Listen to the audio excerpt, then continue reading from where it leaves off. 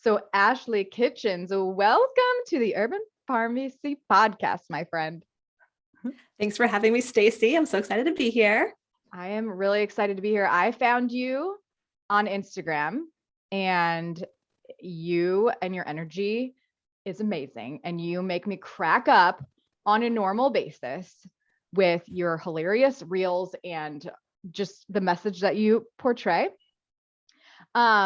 Okay, where do we even start with this conversation? Because I feel like we've got to backtrack.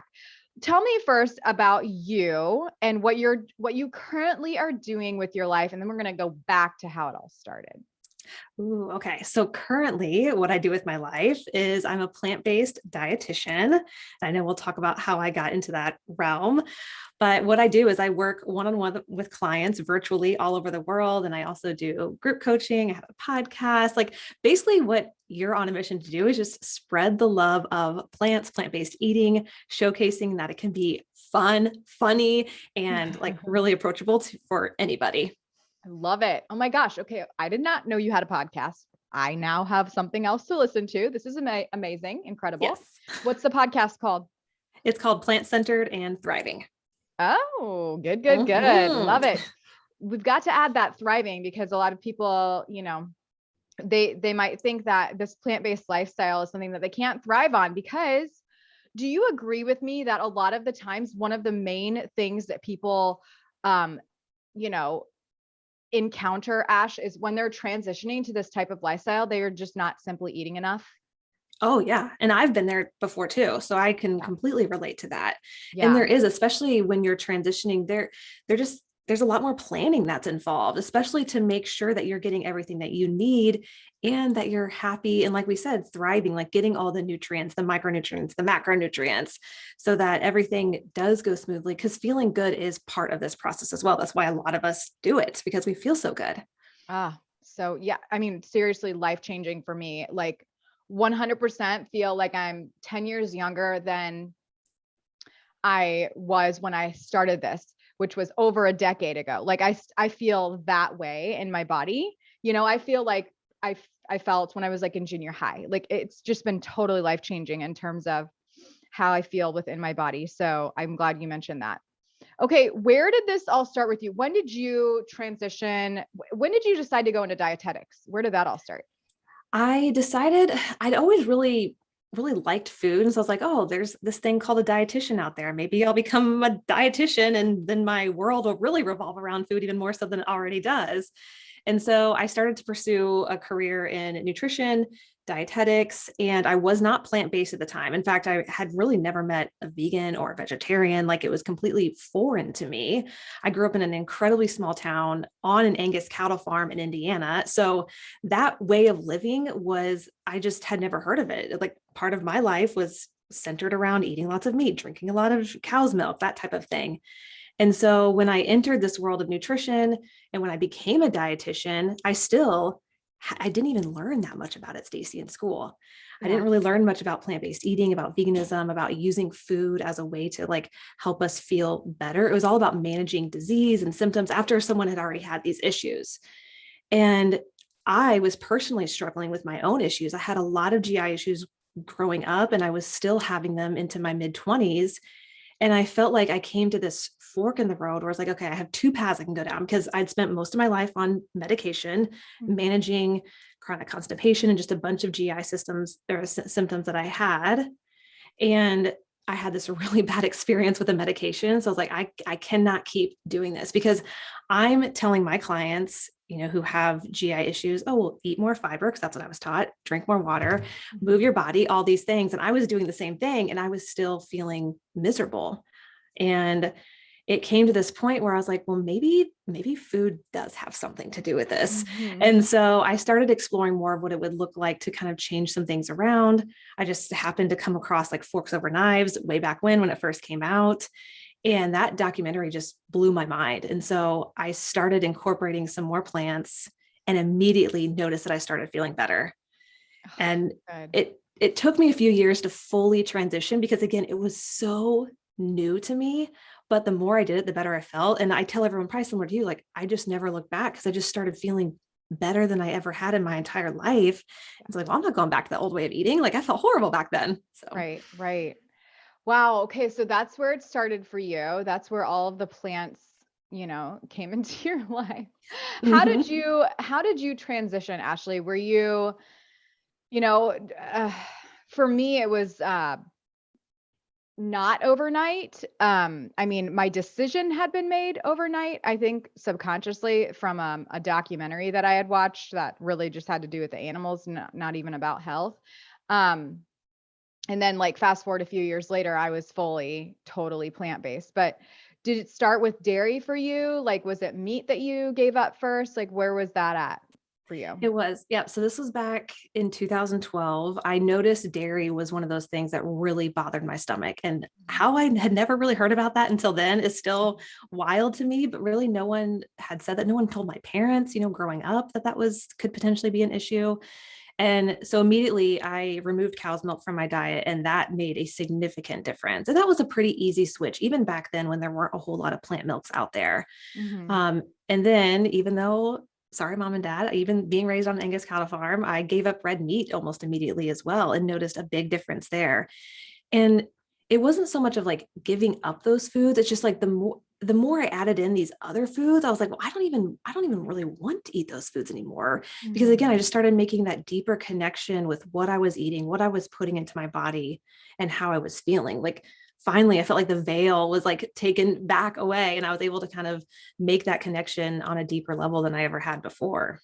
Good. So let's go back a little bit with you growing up on the farm. What is that like now? Now that you're Mm, plant-based and yeah. because I think that that's another obstacle that people face when it comes to transitioning to just a healthier lifestyle in general. Our environment has so much to do with our long-term success, the decisions that we make, the confidence that we have in these decisions that we're making for our life and our body. So what does that look like for you? Is that difficult or is everything, peaceful? I will say it's mostly peaceful now, and I'll tell you why. But in the beginning, it was definitely, like you said, a struggle because when I'd since moved away, and my parents had actually moved off of the farm, which helped. Oh, But when I yeah. would go back home, it would be the same thing. We'd eat casseroles, have meat centered meals and things like that. And so it really took me having a lot of one-on-one conversations with people that I would be dining with just to let them know like, hey, this isn't really how I'm eating. And Stacey, it took so much trial and error because I had no idea what I was doing back then. But having I think what was so great is the people that I would talk to, especially when I came back home, family in particular, they were willing to listen to why I was doing what I was doing.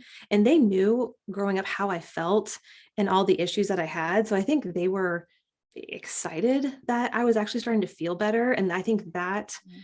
was more of a highlight than like, oh, well, Ashley's no longer eating this way. Yeah. Um, and so I think that was really, really helpful. But what ended up happening was, and this is jumping to why it's peaceful now, is my parents were having high cholesterol and some health issues. And so for one of my birthdays, I said, Mom and Dad, will you please just try this way of eating for me for 3 months? I don't want a gift. I don't want anything. Like, please just try it. And we took their labs before. We took it 3 months after them going plant based, and their labs improved significantly. Cholesterols, like both of them, plummeted. They felt better. They had more energy. And they're like, all right, well, maybe there is something to this lifestyle that you've been telling us about for many, many years. And so that's why it's more peaceful now, because they experienced it firsthand. And even though they aren't fully plant based, they still, Yeah. us being able to relate to one another on, Yes. what it's like to eat that way. And their understanding has definitely deepened, which has been wonderful. So, Oh my gosh. That is a serious dream of mine. Mom, Daddy, if you hear this, just knocking on the micro. If you hear this, Mom, the butter, not to be awkward, but like that's my dream because I just feel like, yeah. and a client of mine, like she has this dream as well. Like she got certified as a nutritionist, like just to try to help her family. And I'm like, look, you got to start with you. That's really Yes. all that we can control. But Ashley, I really like that idea of like can you do this as a gift for me? Yeah. Like, I mean, really? I mean, but you could have potentially saved their life, Yeah. this is incredible. So, and yeah, most people feel that instant feeling of feeling better. And that Yes. is massive. So, okay. When you started eating this way, Ashley, was it still, I mean, you said 2003 or 2002 or something like that. 2012. 2012, sorry. Okay. Um, yeah, that would be 20 years ago. What did it look like for you with protein? Were we still freaking out about like combining at that time? I mean, I know like back in like 2004, this like the food combining, like you must eat the beans with the rice if you want to get the complete protein. Yeah, yeah, yeah. Like feeling like a robot that way. Were you worried about that? Okay, that's a great question because in when I first started transitioning, it's hard to know where to get your information from. And that's another thing that I really struggled with was like, okay, well, what's actually reliable when it comes to plant-based eating and what is just like stuff back from the 70s that we thought was true, but actually is totally a myth, like combining proteins. And so for me, yeah, it was still definitely a thought in my mind of like, okay, I need to make sure everything is like, quote, perfectly balanced, to make sure I'm getting everything that I need. I'm not deficient in anything. And it was nice because I did have that background in nutrition. So I felt like I was able to kind of piece some things together. But at the same time, I felt like a lot of what I was reading online definitely made it a lot more complicated than it Mhm. needed to be. And there's also just a lot of misinformation that I know now that I didn't know back then that I just kind of had to learn as I went as well. Yeah. So when you go to teach clients, like, is there a specific approach that you have that, you're like, let's get X, Y, and Z. Let's, make sure that our plate looks this certain way. Like, how does that look like for you? How are you helping clients do this whole thing? I approach it in a gentle way. So a lot of it when I'm working with clients one-on-one, it has to fit into their lifestyle, wherever they're living, what they have access to. And so making it definitely incredibly attainable wherever they're at in the world. But also too, yes, making sure one thing that I always ask is like, hey, what's like a typical day look like for you?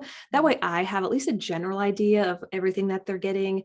And then I also like to stay updated on their blood work and their interactions with their doctors or PCPs and making sure that everything's going on there. And also too, just reviewing, their blood work and taking a look at what medications and supplements they're on, just to, again, get the whole picture because it's great to look at a plate and be like, oh yeah, you're getting everything you need, but it's always nice to have some of those numbers and some of the clinical work as well. Absolutely. That's great that you're able to guide people that way. It's clinical, but it's not like, so let's talk about that. When you started with dietetics, what did you do? Did you go right into private like practice or did you go and work at a hospital? What were you doing? I did. I worked at a psych hospital Oh, wow. and it was incredibly challenging in from a nutrition standpoint because as you can imagine, nutrition was not the focus. Like their mental health, getting patients stable, that was the primary focus, which I completely understand.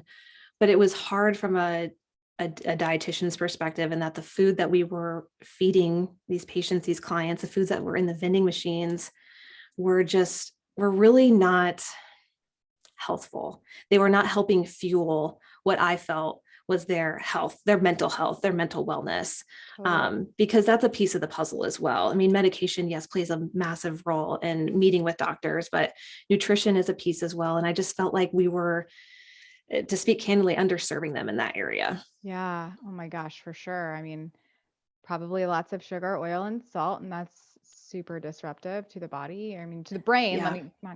That's not going to help our brain. If especially, yeah, these gut, you know, inflammatory foods probably aren't helping our brain. So that would have been really hard. So when you were there, you decided, look, I'm going to branch off and do my own thing. Yeah, basically, Stacey, like I was there for a year and I literally thought I had made a mistake in my career choice because I was truly miserable. I just felt like I came into the field like wanting to make a difference, wanting to make an impact, and I felt like that wasn't happening.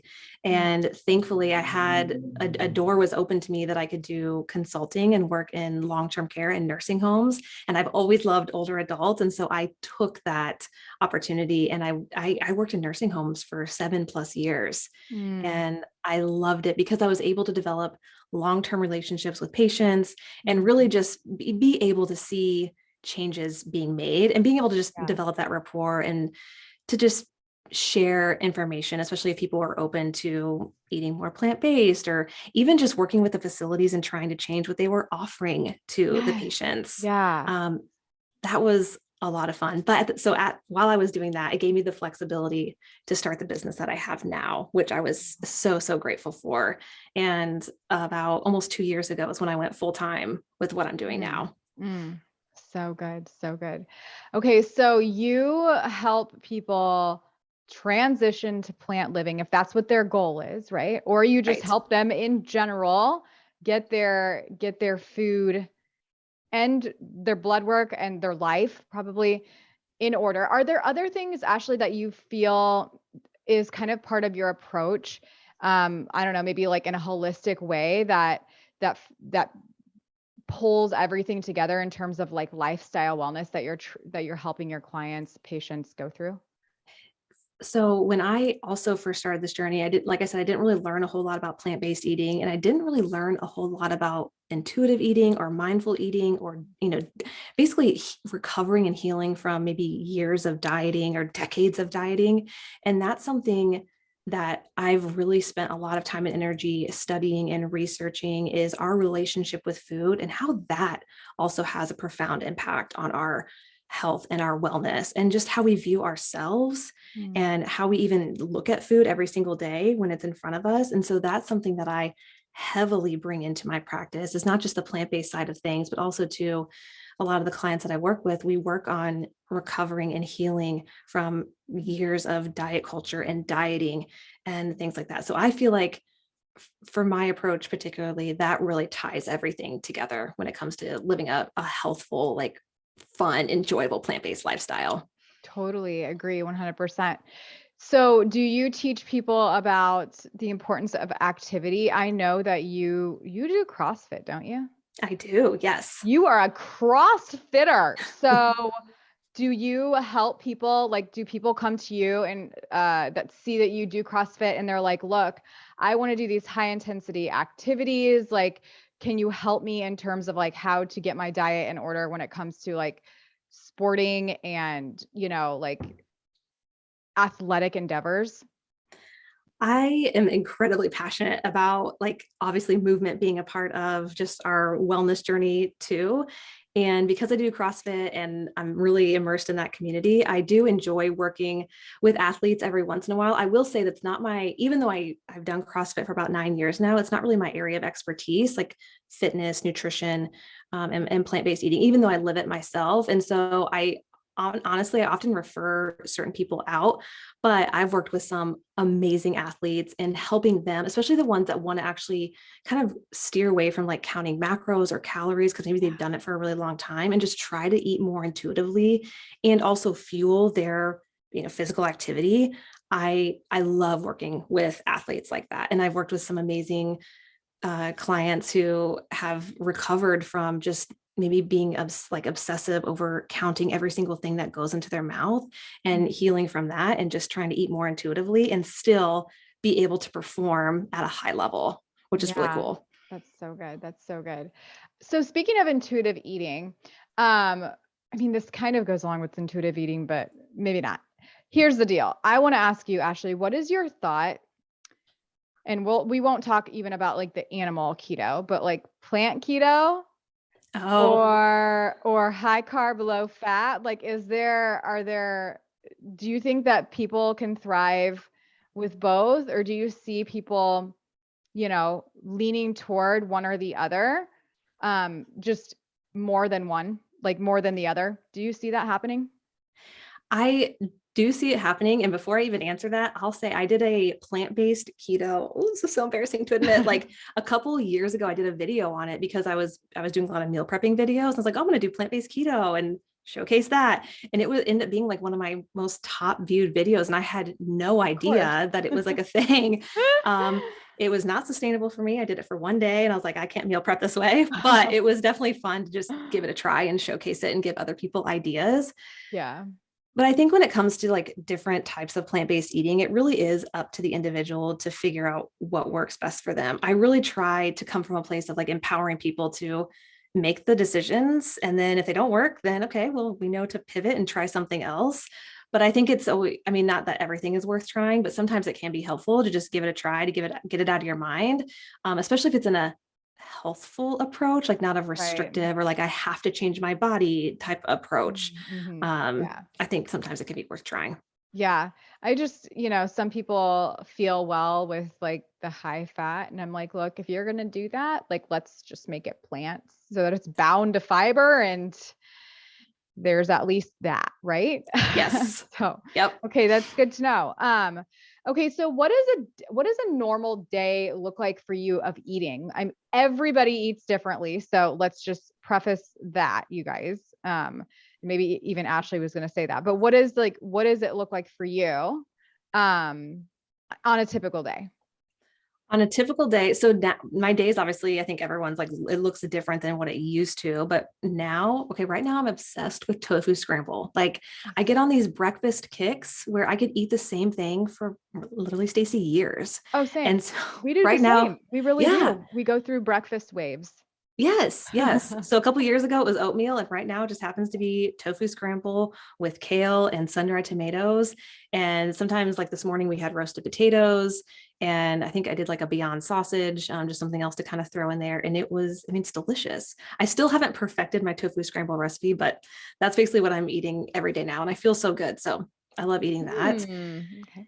And I think because I'm also home during the day now, all the time, I used to prep lunch religiously when I worked and was on the road all the time, but now I don't prep lunch. I just prep breakfast and dinners for the week. So lunches are kind of a free for all. I'll do kind of, whatever I have in my pantry or in my fridge, Mhm, mhm. something typically pretty easy. And I love smoothies. I really truly do enjoy them. So typically it's just some sort of like smoothie that always has greens in it because I love greens. And then dinners, like this week, for example, we're doing a like sweet potato, kale, instant pot, like stew that we're going to have for the week with some like artisan bread, and some Mm. different things. So yeah. Yum, yum. Okay, so going back to the tofu scramble, here's a fun thing that I've been adding: some tomato powder and Oh, celery powder, because ooh, celery tends to be a little bit salty, you know what I mean? yeah, yes. And I personally don't cook with salt. I just feel better that way. So that's just me. But of course you can add the coconut aminos or whatever, the liquid amine, whatever you're doing, salt.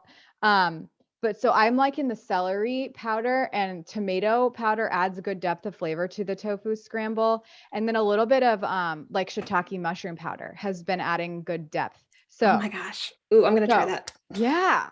So get yourself some tomato powder, because that's kind of life changing, by the way. Like for soups, I mean, it adds really good flavor, just like a sun-dried tomato would, right? Like, but Yeah. it's, you just have to scoop it. Okay, so let's talk about the Instant Pot. Let's talk about your top must-haves for the kitchen. I mean, do you feel like people need an Instant Pot? Has it been life-changing for you like it has been for me? Okay, I'm glad that you said that because yes, it has. I use my Instant Pot all of the time. And I think part of it is because I also eat so many rice and beans. I think before I used to like turn up my nose, like, I'm not gonna be that plant-based eater that eats lots of rice and beans, but then I love it. It's so good. It's so Yeah. easy and it's incredibly affordable. And so, oh my goodness, I use it multiple times a week. That and my Vitamix I use probably almost every single day, like a high-powered blender. Those two things, I don't want to say I can't live without them, but I really do enjoy having them in my kitchen. Yeah, I mean, and when you're cooking a whole, like if you want a kaboka squash, you just pop it in and you hit pressure cook, walk away for 13 minutes, and it's done when you come back. Like, hello. I mean, Yes. yeah, you can put that in the oven, but it's going to take like 3 times as long, right? Hmm. Do you do your beans, like, do you do beans from dried? I do. Well, I do a mixture, but yes, I like them from dried. So yeah, we do a mixture too. It's just kind of like whatever we have time for. And um have you ever tried to do dried beans and rice at the same time? That was just kind of a random question, but like, I don't No, know if that would work. Like, would the rice get like uber mushy and then the beans? probably. Yeah, I would imagine Something, so. something to think about.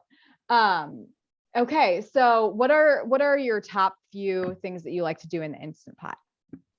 Ooh, so definitely steel cut oats. I love like prepping some steel cut oats for the week in my Instant Pot. I love doing anything like soup or stew related, Mm-hmm. or anything like you said, like any sort of like squash or something that I know is going to take like an hour, maybe 2 hours in the oven, like just something that I can Yeah. throw into my Instant Pot and actually walk away. And I know it's going to be done pretty quickly. Yeah. Anything rice and beans. I just feel like I cook everything in there. I mean, I you know can it like, goes so fast. yeah, it does. Yeah. So So convenient. worth it. I mean, hummus, like I'll make a big batch of chickpeas in there. Yeah. Um, yeah, everything. I know. So, and then you can make like blondies. You can make blondies from the chickpeas. I mean, like, guys, just Yeah. cook all the chickpeas. You'll be like set for the week. It's so Yes. convenient. You don't have to wait like hours for it to boil in your Dutch oven. Um, I think it's most well worth investment for sure. Yep. Walk us through the steel cut oats situation. So you're not doing rolled oats. You're doing the real deal steel cut, something that I used to eat back in the day when I read something about like some macrobiotic book. It was like after I had read The Kind Diet, which is what Alicia Silverstone's book is. Hmm. That was like that was when it all started for me. And then she was referencing this woman that she was influenced by that wrote this book about, like, she taught her all about macrobiotics and getting the whole grain, and not counting macros like we're talking about, not like what Ashley was talking about earlier, like counting macros like fat, protein, and carbs. Macrobiotic eating is like a whole different level. It's like a lot of like miso and green leafies and your whole grains and just like umeboshi plum vinegar. It was totally some new recipes that I had never seen anyways. In the book, she was like, you need to do the steel cut oats for so many different reasons. And I really got on those for a long time. And then I got off of them. Convince me otherwise. Convince me to get back Ooh. on. Convince me to get back on the real deal.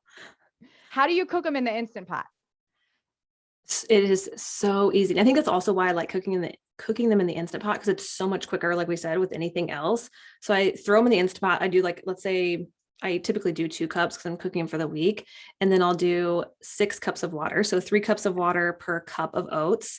Okay. And then I typically will add things like I'll add like some pumpkin or maybe like a little bit of coconut milk or coconut water or some spices, but tighten the lid, set it to 3 minutes, literally just 3 minutes. And Okay. then when the timer goes off, I Mm-hmm. let it come down to pressure, which is about 20 minutes, and Mm-hmm. then take it off and then give it a stir and it's ready to go. They're so easy. And the reason I like steel cut oats is just because I love the texture of them and they're Yeah. hearty and they hold up throughout the week versus like regular rolled oats. Ah, okay. I really should try that. I really should get back on the whole thing. So you've convinced me. I'm going to do that. And you can do savory applications with oats too. Do you ever do savory applications? I've tried it a couple times, and I think it's because I love like I guess the sweet aspect of oats so much. It Yeah. kind of threw me off. Yeah. And I live in the South, and so if we're gonna do anything savory, we'll do some grits Yeah. Oh, and yum. have it that way. Oh, and they're so good. Have So you ever done yeah, instant pot grits? Is this a thing? Do you ever do that? I have not. I Mm, always do them okay. on the stovetop. Yeah. Okay. Okay. Well, they're so easy. I feel like the stovetop would be fine. Okay.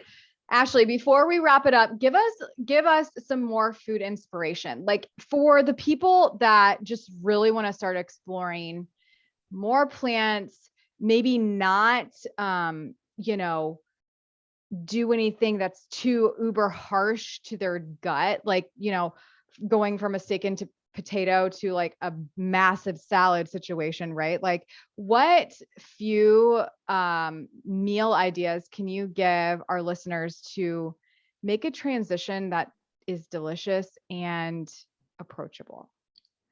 One of the main things I recommend is when you're wanting to transition to eating more plants, if you have a favorite dish that you grew up with, mine, for example, was enchiladas, like searching for a new recipe. And one thing that I did for the first time, I was like, well, instead of ground beef enchiladas, I'm going to try plant-based enchiladas and let's see what comes up.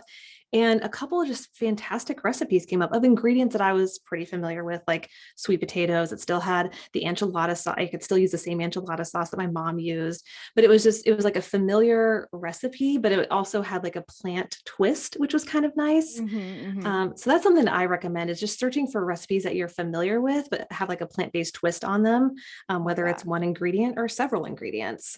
Love that. Yeah. Love that. And then two, when it comes to like shopping for new recipes and going to the grocery store and just having more plans, one thing I always recommend is just maybe go to the grocery store when it's not super busy and allow yourself some extra time to just walk around the produce section and maybe just check out some things. You don't have to buy them, but just look at some things maybe you haven't really even looked at before.